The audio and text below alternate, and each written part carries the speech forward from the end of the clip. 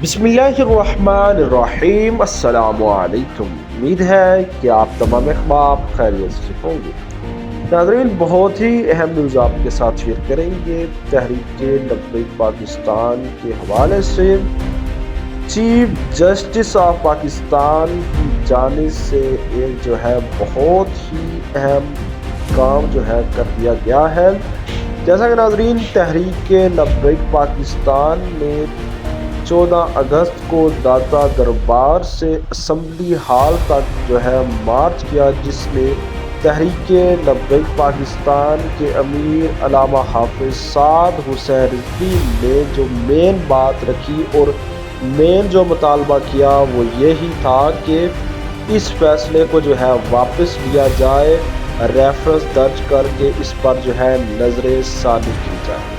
Channel पर नहीं है तो चैनल को ज़रूर सब्सक्राइब कीजिए ताकि हर किस्म की न्यूज़ अपडेट आपके साथ शेयर कर सकें। तो नाज़रीन, अल्लामा हाफिज साद हुसैन रिजवी ने मार्च के अख्ताम पर बयान में जो है चीफ जस्टिस को आड़े हाथों लिया। अल्लामा हाफिज साद हुसैन रिजवी ने चीफ जस्टिस के इस्तीफे का भी मुतालबा किया और चीफ जस्टिस को कहा कि इस फैसले को तुम जो है वापस लो।